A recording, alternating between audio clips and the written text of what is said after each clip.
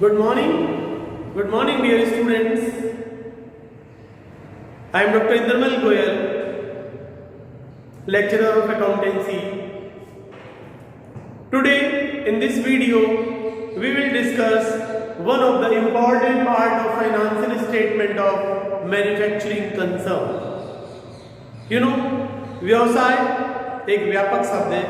व्यवसाय में उद्योग भी शामिल है, वाणिज्य भी शामिल है और डायरेक्ट सर्विसेज या प्रत्यक्ष सेवाएं भी शामिल हैं। Business includes all economic activities performed by the human being with a view to earn living within the law, permissible law of the country concerned. व्यवसाय एक ऐसी आर्थिक क्रिया है जो एक मनुष्य के द्वारा उस देश के नियमों के अंतर्गत अपना जीवन यापन करने के लिए, लाभ कमाने के लिए, आय अर्जित करने के लिए की जाती है। उनमें एक महत्वपूर्ण क्रिया है जिसे हम बोलते हैं उद्योग, industry. Industry, the job of industry is to convert the raw material into finished product. The job of industry is wider than a trading concern, क्योंकि जो मैन्युफैक्चरिंग कंसर्न है, जो निर्माणी उद्योग हैं, वो पहले किसी वस्तु का उत्पादन करते हैं और फिर उत्पादन करने के बाद में उसे बेचते हैं, क्योंकि finished goods is sold. You know there are 3 types of material या 3 टाइप्स ऑफ गुड्स कह सकते हैं, जिसमें पहला होता है रॉ मटेरियल, दूसरा होता है वर्क इन प्रोग्रेस, तीसरा होता है finished goods. Raw material is either agricultural produce or it may be a mineral resource. If an industrial unit or a manufacturing concern is producing a particular product from a particular raw material which is coming from the agriculture sector, then such industry is called an agro based industry, यानी कि वो कृषि पर आधारित उद्योग है। कुछ उद्योग ऐसे हैं जिसमें कि जो फिनिश प्रोडक्ट बनाने के लिए जो कच्चा माल है वो उद्योग जगत से एग्रीकल्चर सेक्टर से, कृषि क्षेत्र से आता है। तो ऐसे उद्योग जिनका कच्चा माल कृषि कार्य करके उत्पादित किया जाता है तो वो एग्रो बेस्ड इंडस्ट्री कहलाता है। जैसे एडिबल ऑयल इंडस्ट्री है, शुगर इंडस्ट्री है, उसका वो शुगर कैन है वो एग्रीकल्चर से प्रोड्यूस होता है, या जो भी आइटम्स जो एग्रीकल्चर प्रोड्यूस पर बेस्ड होते हैं वो एग्रो बेस्ड इंडस्ट्री है। और इसके विपरीत दूसरे उद्योग जो होते हैं ना वो होता है मिनरल बेस्ड इंडस्ट्री।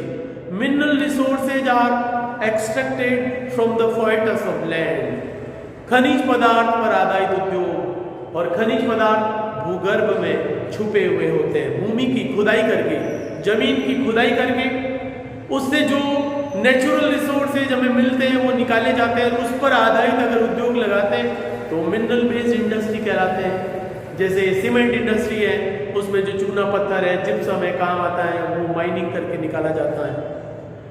जो क्रूड ऑयल है उस पर बेस्ड इंडस्ट्री होती है हमारा petrol, diesel, grease, oil, wax. तो वो क्रूड ऑयल जो है वो जमीन में से, समुद्र में से खुदाई करके निकाला जाता है ना। तो ऐसे बहुत सारे उद्योग हैं जो खनिज पदार्थ हैं, जिसमें आयरन ओर है, चाहे गोल्ड है, स्टोन है, मार्बल है, जमीन में बड़ा खजाना छुपा हुआ है, उसको एक्सप्लॉइट करके, उसको एक्सट्रैक्ट करके, खुदाई करके फिर खनिज पदार्थों को बाहर निकाला जाता है। जैसे पत्थर की खान होती है ना, ऑयल वेल होते हैं, कोल माइंस होती है। तो ये सब जो प्रकृति प्रदत्त है, जो जमीन के अंदर छुपा हुआ है, और जब खोज करते हैं ना तब हमें पता लगता है अरे इस जमीन के अंदर तो कोयला है, या पे सोना है, या हीरे हैं। तो वो सब खान होती है, माइंस होती है, उन पर जो आधारित उद्योग होगा वो हम कहेंगे मिनरल बेस्ड इंडस्ट्री, खनिज पदार्थ पर आधारित उद्योग। तो आज हम बात करेंगे मैन्युफैक्चरिंग अकाउंट की।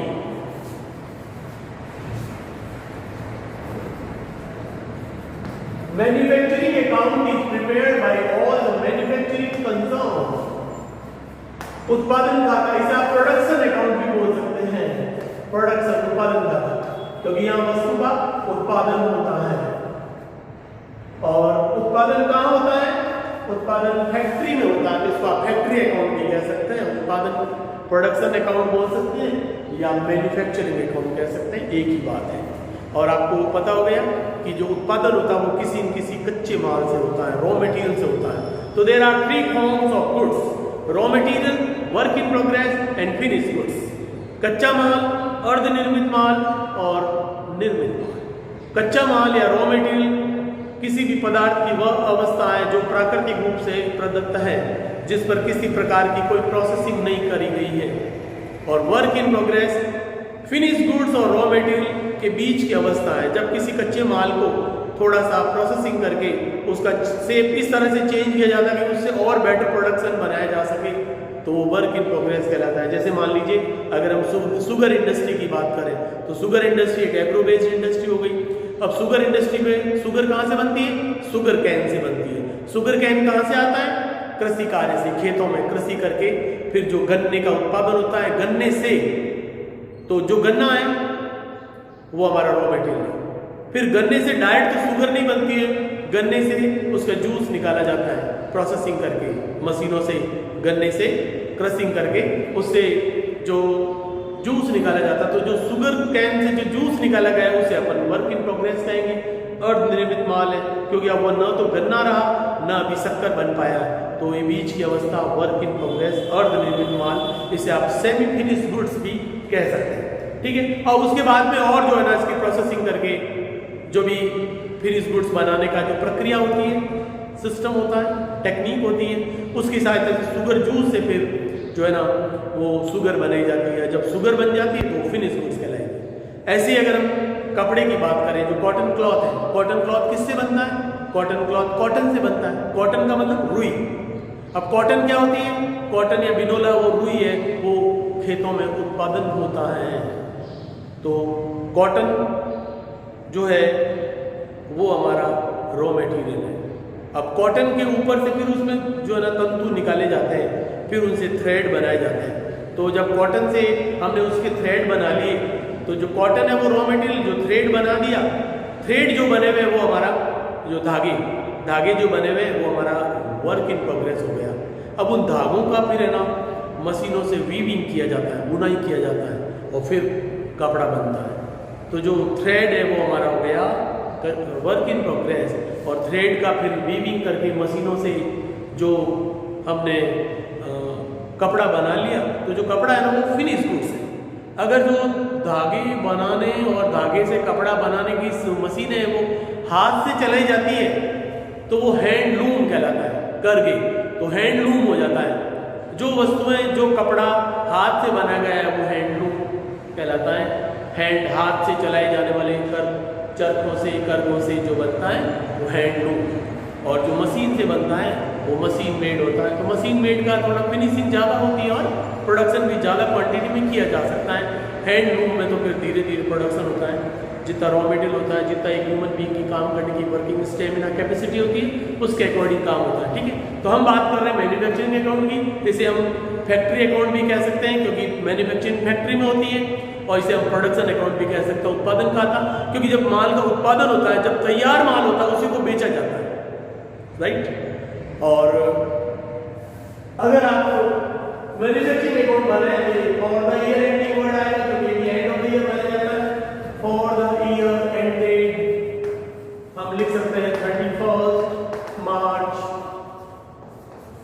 2020। ठीक है। और फिर कोई पर्टिकुलर अमाउंट इसके हम 2 कॉलम बनाएंगे, debit side, credit side, left hand side, right hand side.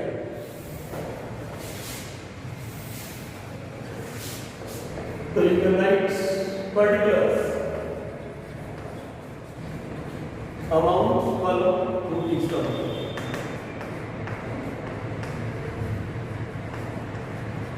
Particulars, amount. तो ये है इसका फॉर्मेट। और Manufacturing account is prepared by all manufacturing concern which are engaged in producing a particular product. So what is the object of manufacturing account? The main object of manufacturing account is to calculate total cost of production and per unit cost of production. एक महीने में, एक सप्ताह में हमने जितना भी उत्पादन किया है या एक साल में, एक वर्ष में जितना उत्पादन किया है उसके सारे एक्सपेंसेस हम डेबिट साइड में लिख देते हैं, ठीक है। और उसके बाद में सेल ऑफ स्क्रैप और closing stock of work in progress घटाने के बाद जो बैलेंस बचेगा वो हमारा टोटल कॉस्ट ऑफ प्रोडक्शन होगा, कुल उत्पादन लागत। अब टोटल कॉस्ट ऑफ प्रोडक्शन को अगर हम total number of unit produce से डिवाइड करते हैं तब हमें मिलेगा प्रति इकाई लागत। So the main object of preparation of manufacturing account is to calculate total cost of production for the year and the per unit cost of production. Without preparing manufacturing account, we cannot calculate total cost and per unit cost. And without calculating per unit cost, we cannot decide selling price. And unless we decide the selling price, we cannot proceed for sale. तो business शुरू नहीं हो सकता, business की activity को जारी नहीं रख सकते, इसलिए क्योंकि हमें डिसीजन लेना है कि हमारा प्रोडक्ट किस रेट पे बेचा जाए। तो प्रोडक्ट की रेट है वो रीजनेबल होनी चाहिए, प्रॉफिटेबल होनी चाहिए। अगर आपका बिजनेस मोनोपोलिस्टिक कंडीशन में है, मोनोपोली में है, तब आप ज़्यादा प्रॉफिट कमा सकते हैं। लेकिन अगर आप एक परफेक्ट कंपटीशन की स्टेज में चल रहे हैं, पूर्ण प्रतियोगिता की अवस्था में अगर आप बिजनेस चला रहे हैं, तो फिर आपको एक नॉर्मल प्रॉफिट ही होगा, नॉमिनल प्रॉफिट ही होगा। तो ये बातें जो प्राइसिंग है प्रोडक्ट है ना, based on cost of production and based on the marketing condition. एक बात मैं और बताना चाहूँगा आपको, जब हम बात कर रहे हैं मैन्युफैक्चरिंग कंसर्न की, तो you know in case of production, in case of industry, there are 5 M's of industry. अगर आप उत्पादन करते हैं तो उत्पादन करने के लिए उद्योग के 5 म हैं। 5 म मतलब M से शुरू होने वाले शब्द है हमारा। सबसे पहला material, raw material. No product can be produce without material, without raw material, क्योंकि every product is made of some material and this material में भी either a manufacture may be agricultural produce or it may be a mineral resource. तो material, फिर method, technology, प्रक्रिया, विधि, और तीसरा हो जाता हमारा मशीनरी। मशीनों के बिना भी अच्छा उत्पादन, तेज गति से उत्पादन संभव नहीं है। फिर 5 जो है, चौथा है हमारा मैन पावर, लेबर, क्योंकि every work is done by the human being. आप भले कितना ही ऑटोमेशन क्यों ना कर लो, लेकिन किसी व्यक्तियों के सहयोग के बिना, कर्मचारियों और मजदूरों के सहयोग के बिना कभी भी किसी भी फैक्ट्री का संचालन नहीं हो सकता, कभी भी उत्पादन कार्य जारी नहीं रखा जा सकता। तो मैन इज वाइटल। और इन सब के बाद और भी इम्पॉर्टेंट है money. Money means capital, financial resources. No plan can be executed without money. So money is the most important element of commencement of business. तो ये 5 उद्योग के म कहलाते। कौन कौन से? Material, method, machine, man power and money. इन्हें उद्योग के 5 म कहते हैं। क्योंकि हम मैन्युफैक्चरिंग अकाउंट की बात करते हैं तो मैन्युफैक्चरिंग अकाउंट जो बनाता है वो मैन्युफैक्चरर होता है, जो मैन्युफैक्चरर होता है वो फैक्ट्री एस्टेब्लिश करता है, और जो फैक्ट्री होती है जहाँ किसी वस्तु का कच्चे माल को पक्के माल में परिवर्तन किया जाता है उसे उद्योग कहते हैं। एक होता है व्यापार और एक उद्योग। व्यापार में क्या होता है, जो वस्तु जैसी कंडीशन में खरीदी जाती है वैसी की वैसी वापस थोड़ी हायर रेट पे कस्टमर को बेच दी जाती है, तो व्यापार कहलाता है, व्यापारिक क्रिया कहलाती है। वो थोड़ी सरल है। लेकिन उद्योग जो है वो औद्योगिक क्षेत्र में लगाया जाता है। उद्योगों के लिए कर्मचारी चाहिए, मशीनें चाहिए, वर्कर्स, फॉरमैन चाहिए, रॉ मटेरियल चाहिए, मेथड एंड टेक्नोलॉजी चाहिए, तो हमारा काम बढ़ जाता है। ठीक है। तो मैन्युफैक्चरिंग अकाउंट बनाने के लिए हमें, मैंने बोला there are 3 forms of goods, raw material, work in progress and finish goods. तो मैन्युफैक्चरिंग अकाउंट के अंतर्गत हम रॉ मटेरियल यूज करते हैं और फिर हम फिनिश गुड्स बनाते हैं। लेकिन अगर पिछले साल के एंड में हमने जो काम, जो मशीनों में मटेरियल डाला था उसमें से कुछ अगर वर्क इन प्रोग्रेस रह गया, 31 मार्च को हमने अकाउंट क्लोज किया, 31 मार्च 19 को, उस दिन कुछ ऐसा माल था जो रॉ मटेरियल से हमने मशीनों में डाल दिया और फिनिश नहीं बन पाया, तो वो अधूरा रह गया, वो वर्क इन प्रोग्रेस है। और हम कोई भी हमारा जो काम शुरू करते हैं तो जो अधूरा काम रह गया उसको पहले करना चाहिए और हम वो पहले करते हैं। तो यहाँ पर भी जो वर्क इन प्रोग्रेस है उसको हम सबसे पहले यूज करेंगे, उसको फिनिश करेंगे। इसलिए हमारे मैन्युफैक्चरिंग इकोनॉमी में सबसे ऊपर आएगा to opening stock of work in progress, WIP लिखा है मैंने, वर्क इन प्रोग्रेस, वो आएगा ताकि जो पिछले साल का जो अधूरा कार्य है वो हम पहले पूरा करें। उसके बाद में हम यहाँ लिखेंगे टू रॉ मटेरियल यूज्ड,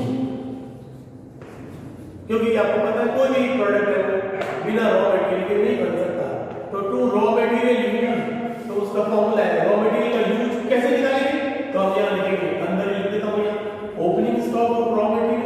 हमारे पास पहले बिगिनिंग ऑफ द ईयर में कितना था, ओपनिंग स्टॉक ऑफ RM लिख रहा हूँ रॉ मटेरियल, ठीक है, रॉ मटेरियल।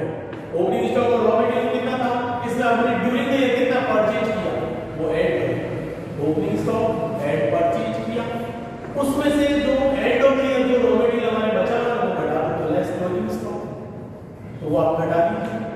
तो ये हमारा आ जाता है रॉ मटेरियल यूज्ड या कंज्यूम्ड ड्यूरिंग द ईयर, ठीक है। अब जो रॉ मटेरियल है लोकल भी हो सकता है, हमें इंपोर्ट करना पड़ सकता है, हमारे देश में किसी अन्य राज्य से मंगाया जा सकता है। तो रॉ मटेरियल को हम मंगाएंगे, उसका मंगाने का बहुत सारे एक्सपेंसेज होंगे। तो all expenses which are related to purchasing and procuring the goods are called as direct expenses related to purchase. और फिर प्रोडक्शन के एक्सपेंसेज होंगे, फैक्ट्री के एक्सपेंसेज होंगे, ये सब मिलाए जाएंगे, टोटल किया जाएगा, तब हमारी टोटल कॉस्ट ऑफ प्रोडक्शन आएगी, राइट। तो अब हम यहाँ लिखेंगे to expenses on purchasing and procuring the goods. इसमें जैसे मान लो अगर आपने फॉरेन से माल मंगाया है, विदेश से मंगाया है, तो आपको इंपोर्ट ड्यूटी पे करनी पड़ेगी, तो मैंने कहा टू इंपोर्ट ड्यूटी। अगर आपने माल जो आया है वो फॉरेन शिप से आया है तो custom duty, CUSTOM custom duty, ठीक है। अगर कोई माल मिनरल रिसोर्सेज है तो वो खान में से निकाला जाएगा, उसका रॉयल्टी लगती है, it is charge by the local authority. तो माइन से जो भी आप मिनरल रिसोर्सेज निकालेंगे तो उस पर आपको कस्टम ड्यूटी रॉयल्टी पे करनी पड़ेगी। टू रॉयल्टी ROYALTY, तो टू रॉयल्टी, ठीक है। अगर फिर मान लो आपके जिस शहर में फैक्ट्री है ना, उस शहर की ज्योग्राफिकल लिमिट में आने पर जो स्टेट लोकल गवर्नमेंट होती है ना, म्युनिसिपल कॉर्पोरेशन है, वो जो टैक्स लगाती है that is called as octroi duty, ठीक है। तो हम यहाँ लिखेंगे to octroi, OCTROI, octroi duty. Hindi में से चुंगी करते हैं, चुंगी नाके हुआ करते थे शहरों में। हर शहर में आउटर एरिया में जो दूसरे शहर से जो रोड हमारे को कनेक्ट करती है उस पे जो है ना चेक पोस्ट बनाई जाती है, वो चुंगी नाका कहलाती है, उसे हम बोलते हैं ऑक्ट्रॉय ड्यूटी। तो import duty, custom duty, royalty, और अब हम वेजेज जो उत्पादन करना है, मजदूरी हमें पे करनी पड़ती है, तो या उससे पहले जो हमारा माल आ रहा है ना उसके लिए हमने जो फ्रेट पे किया है FREIGHT, फ्रेट, इसे आप है ना कैरेज भी कह सकते हैं, कैरेज इनवर्ड भी कह सकते हैं। अगर ट्रक वगैरह से माल आया तो कैरेज इनवर्ड या फ्रेट, ठीक है। Import duty, octroi duty, royalty, custom duty. अगर कोई जहाज आया है तो जहाज का समुद्र की बंदरगाह पर खड़े रहने का, लोडिंग और अनलोडिंग का बहुत टाइम लगता है, उसके लिए हमें पे करना पड़ता है, that is called a dock charges. गोदी का किराया, DOCK डॉक चार्ज, ये भी हमारा डायरेक्ट एक्सपेंसेस का पार्ट है। तो import duty, custom duty, royalty, octroi duty, freight, carriage inward, dock charges और क्लियरिंग चार्जेस। और भी हम ले सकते हैं, कोई भी माल बाहर से आता है तो अगर कभी कभी है क्लियरिंग चार्जेस बढ़ दिया होता है तो वो भी हमारा डायरेक्ट एक्सपेंसेस का पार्ट होगा, ठीक है। और अब हम लिखते हैं वेजेज। टू वेजेज लिखा हुआ हो या प्रोडक्टिव वेजेज लिखा हुआ हो या मैन्युफैक्चरिंग वेजेज लिखा हुआ हो, टू वेजेज या प्रोडक्टिव वेजेज या मैन्युफैक्चरिंग वेजेज लिखा इधर आ जाएगा। अब हम लिख सकते हैं to manufacturing expenses, FACTURING, to manufacturing expenses जो फैक्ट्री में होते हैं वो सारे। अब फैक्ट्री के सारे खर्चे, जैसे उत्पादन किसी फैक्ट्री में होता है तो फैक्ट्री का रेंट एंड इंश्योरेंस, ये भी हमारा उत्पादन का व्यय होगा। फैक्ट्री में जो है ना हमारे प्लांट एंड मशीन यूज होते हैं उनका डेप्रिसिएशन है ना वो भी हमारे मैन्युफैक्चरिंग में। Depreciation of plant and machine,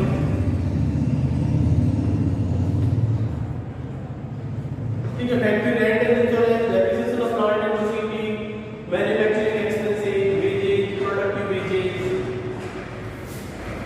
factory में जो वर्कर्स काम करते हैं उनको फॉरमैन या सुपरवाइजर होता है तो फॉरमैन सैलरी,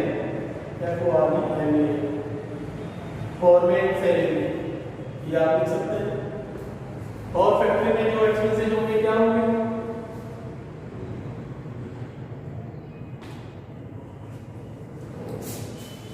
क्रेडिट साइड में इधर क्या है, ये तो हमारे एक्सपेंसेस है जो भी है जितने भी प्रोडक्शन से रिलेटेड और फैक्ट्री से रिलेटेड है ना वो सारे। जैसे और क्या होता है फैक्ट्री में जब आप उत्पादन यूज करते हैं ना तो उत्पादन के लिए बिजली का पावर कनेक्शन चाहिए तो टू पावर चार्ज, बिजली इलेक्ट्रिसिटी नहीं power charge.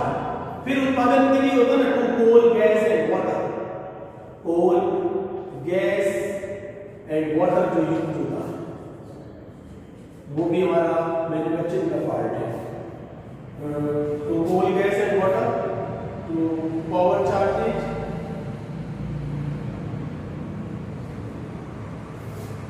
To oil and grease stores consume, STOR stores consume भी लिख सकते हैं। मशीनों को चलाने के लिए ऑयल चाहिए, ग्रीस चाहिए, ऑयल एंड ग्रीस, ठीक है। Power charges, coal gas and water, manufacturing expenses, manufacturing wages. तो ये सारे हमारे एक्सपेंसेस है जो हमारे फैक्ट्री से रिलेटेड है, उसको हमने डेबिट करना चाहिए। इसके अलावा जो उत्पादन होता है तो सरकार फैक्ट्री पे जो प्रोडक्शन जारी है उस पर टैक्स लगाती है, उसको बोलते हैं एक्साइज ड्यूटी। ये मैंने लिखा कस्टम ड्यूटी, आप इधर लिख सकते हो एक्साइज ड्यूटी, उत्पाद शुल्क, EXCISE, एक्साइज ड्यूटी। तो ये भी हमारा मैन्युफैक्चरिंग अकाउंट के डेबिट में आने वाला एक आइटम है।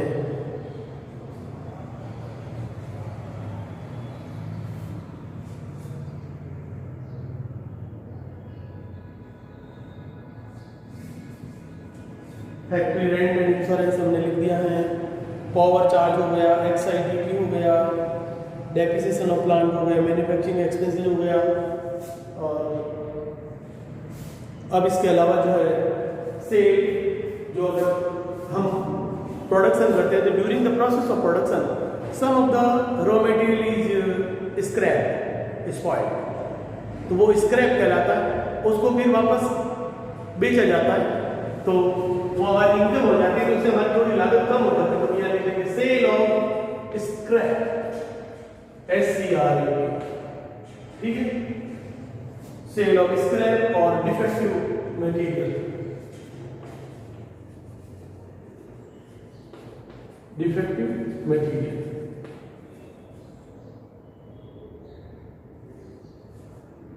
और फिर 3-4 लाइन छोड़ के मैं लिख रहा हूं यहां bye closing stock of work in progress, closing stock of work in progress, यानी कि वर्ष के अंत में जिस दिन हम फाइनल रिपोर्ट बना रहे हैं उस दिन जो कच्चा माल पक्के माल में परिवर्तित नहीं हो पाया तो वो अर्धनिर्मित माल है वो यहाँ लिखा जाएगा।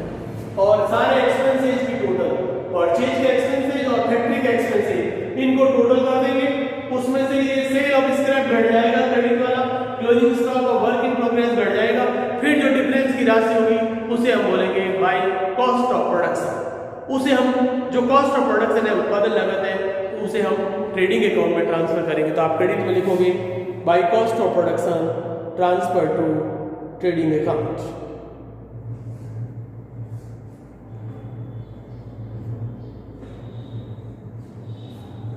तो आप यहां लिख सकते हैं बाय कॉस्ट ऑफ प्रोडक्शन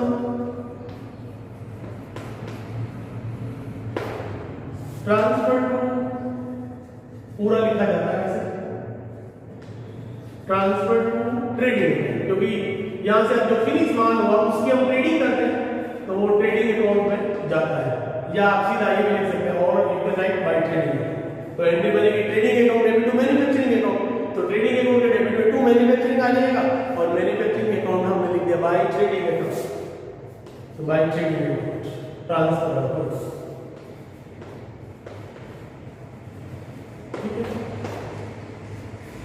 तो ये बैलेंसिंग फिगर से आएगा, घटा देगा।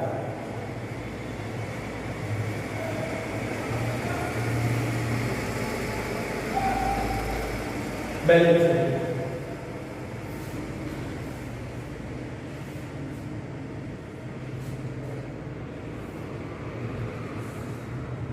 So this is all about manufacturing account और प्रोडक्शन अकाउंट। जब आपने मैन्युफैक्चरिंग अकाउंट बना लिया तो फिर मैन्युफैक्चरिंग अकाउंट बनाने के बाद भी जो ट्रेडिंग अकाउंट बनेगा ना, वो मैन्युफैक्चरिंग कंसर्न के लिए ट्रेडिंग अकाउंट बहुत छोटा सा ही बनेगा। जैसे यहाँ ये पूरा हो गया मैन्युफैक्चरिंग अकाउंट, तो इसके बाद में जो ट्रेडिंग अकाउंट बनेगा उसमें to opening stock of finish goods आएगा, फिर टू परचेज की जगह टू प्रोडक्शन आएगा। हाँ, अगर आप कुछ माल बाहर से खरीदा तो to purchase of finish goods, और अदरवाइज आप खुद ही सारा प्रोडक्शन कर रहे हैं तो टू प्रोडक्शन अकाउंट हो जाएगा, जिसमें total cost of production for the year आएगी। क्रेडिट में बाय सेल्स, सेल्स रिटर्न घटा दो, और उसके बाद में डिफरेंस की राशि ग्रॉस प्रॉफिट और ग्रॉस लॉस आएगी।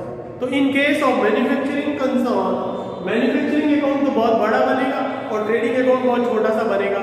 और ट्रेडिंग अकाउंट में फिर क्या आएगा, डेबिट साइड में opening stock, purchase less purchase return करके घटा कर लिखोगे, क्रेडिट साइड में by sales less sales return, और by closing stock of finish goods, right. और उसके बाद इन सबको लिखने के बाद डिफरेंस की राशि, क्रेडिट साइड टोटल ज्यादा हुई तो to gross profit transfer to PNL लिख देंगे, और अगर डेबिट साइड ज्यादा हुई तो क्रेडिट में लिखेंगे by gross loss transfer to PNL account. तो ये हम मैन्युफैक्चरिंग अकाउंट बनाते हैं, और फिर मैन्युफैक्चरिंग अकाउंट बनाने के बाद में ट्रेडिंग अकाउंट बनाते हैं, ट्रेडिंग अकाउंट बनाने के बाद में हम बनाते हैं प्रॉफिट एंड लॉस अकाउंट, और प्रॉफिट एंड लॉस अकाउंट बनाने के बाद में ही बैलेंस शीट हम पूरी बना पाते हैं। तो मैं ना आपको ट्रेडिंग अकाउंट की, मैन्युफैक्चरिंग अकाउंट के साथ साथ एक जो मैन्युफैक्चरिंग कंसर्न है उसमें ट्रेडिंग अकाउंट कैसा बनेगा, एक छोटा सा ही फॉर्मेट है वो साथ में यहाँ बता देता हूँ। इसके बाद में मैं ट्रेडिंग अकाउंट जो ट्रेडिंग कंसर्न का है ना वो अलग बनाऊंगा, ठीक है। तो अभी मैं आपको यहाँ ये मिटा रहा हूँ, आई थिंक आपने नोट कर लिया होगा, समझ लिया होगा। तो मैन्युफैक्चरिंग अकाउंट बनता है तो क्या बनेगा, कैसे बनेगा, किसका, जो हमारी मैन्युफैक्चरिंग यूनिट है उनके लिए जो ट्रेडिंग अकाउंट बनेगा उसका परफॉर्म मैं बता रहा हूं। तो इसके लिए इसे बिठा रहा हूं।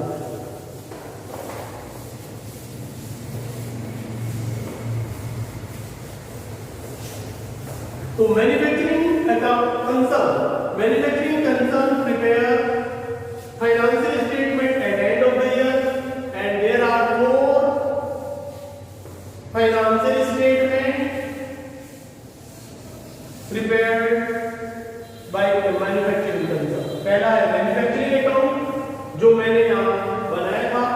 अब मैं एक मैन्युफैक्चरिंग कंसर्न, एक उत्पादन करने वाली इकाई के लिए मैन्युफैक्चरिंग के बाद में ट्रेडिंग अकाउंट कैसे बनाया जाता है वो मैं बताता हूं। तो हम यहां लिखेंगे trading account for the year ending कोई 31 मार्च, एंड उसके बाद में हम यहां लिखेंगे to opening stock of finished goods, FINISHED, opening stock of finished goods हमारे पास कितना है वो आ जाएगा। फिर टू पर प्रोडक्शन अकाउंट,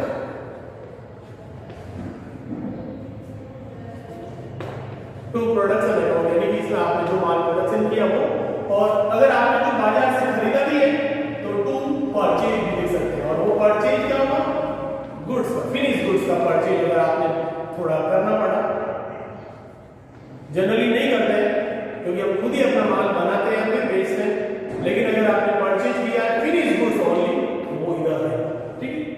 और परचेज में से परचेज रिटर्न घटा देना है, ध्यान रखना, कोई परचेज रिटर्न हो तो वो तो घटाना ही है।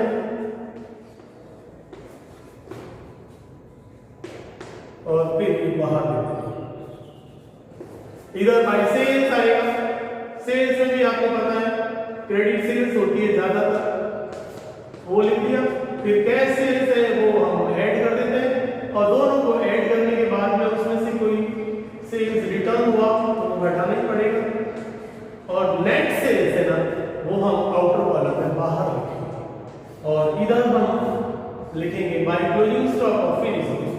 Opening stock of finish goods debit माना, प्रोडक्शन अकाउंट आएगा। फिर परचेज रेयर केसेस तो हो सकता है तो ओनली सिर्फ प्रोडक्शन अकाउंट होता है, goods produce during the year.